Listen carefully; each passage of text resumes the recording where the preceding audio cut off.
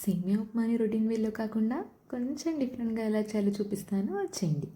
నేను ఈ ప్రాసెస్ని ట్రై చేయడం స్టార్ట్ చేశాక మా ఇంట్లో వాళ్ళకి రెసిపీ చాలా ఫేవరెట్ అయిపోయింది. యాజ్ యూజువల్గా ఫస్ట్ సేమియాలను లైట్ గోల్డెన్ బ్రౌన్ కలర్ వచ్చే వరకు రోస్ట్ చేసుకుంటున్నాను. ఈ ప్రాసెస్ స్కిప్ చేస్తే ఉప్మా ఫైనల్ అవుట్పుట్ అంత బాగా రాదు. సో అస్సలు స్కిప్ చేయకండి. ఉప్మా కోసం క్యారెట్, కరివేపాకు, ఉల్లిపాయలు, పచ్చిమిర్చి, బీన్స్ అన్నీ కూడా చిన్నగా కట్ చేసి పెట్టుకున్నాను.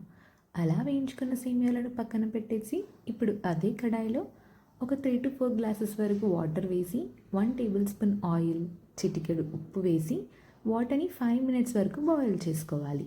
మీరు చేసుకునే క్వాంటిటీని బట్టి వాటర్ యాడ్ చేసుకోవాలి. జస్ట్ సేమియాలు డిప్ అయ్యేలా వాటర్ తీసుకుంటే చాలు. ఇప్పుడు వేయించుకున్న సేమియాలను కూడా అందులో వేసేసి ఒక 4 to 5 మినిట్స్ వరకు హై ఫ్లేమ్లో బాయిల్ చేసుకోవాలి. ముందే చెప్తున్నా, మోర్ దెన్ 5 మినిట్స్ అయితే ఓవర్ హీట్ అయిపోయి స్టిక్కీగా అయిపోతాయి సేమియాలు.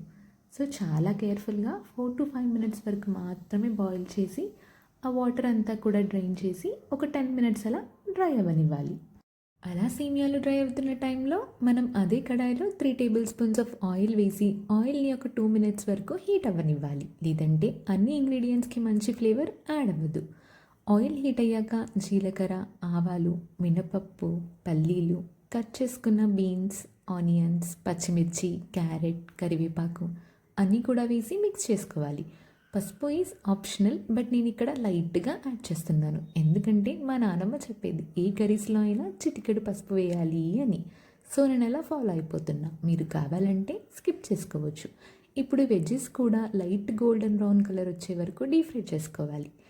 డ్రై అయిపోయిన సేమియాలను కూడా వేసి టేస్ట్కి సరిపడా సాల్ట్ వేసుకోవాలి. మనం సేమియాలు బాయిల్ అయ్యేటప్పుడు కొంచెం సాల్ట్ వేసుకున్నాం కదా, సో టేస్ట్ చూసుకుంటూ సాల్ట్ వేసుకొని బాగా మిక్స్ చేసుకోవాలి. ఎంత క్వాంటిటీ సేమియాకి ఎన్ని గ్లాసెస్ ఆఫ్ వాటర్ తీసుకోవాలి, ఎప్పుడు చేసినా స్టిక్కీగా అయిపోతుంది అనుకునే వాళ్ళు ఈ మెథడ్లో చేస్తే లైట్గా ఉంటుంది, స్టిక్నెస్ లేకుండా పర్ఫెక్ట్గా పొడి పొడిగా వస్తుంది. ఒక 5 మినిట్స్ మీడియం ఫ్లేమ్లో పెట్టేసి ఫైనల్గా కొత్తిమీరతో గార్నిష్ చేసుకుంటే వేడి వేడిగా డిఫరెంట్ టేస్ట్ సేమియా ఉప్మా రెడీ. మీరు కూడా రొటీన్ వేలో కాకుండా ఇలా డిఫరెంట్గా ట్రై చేసి ఎలా వచ్చిందో కమెంట్ బాక్స్లో కామెంట్ చేసేయండి.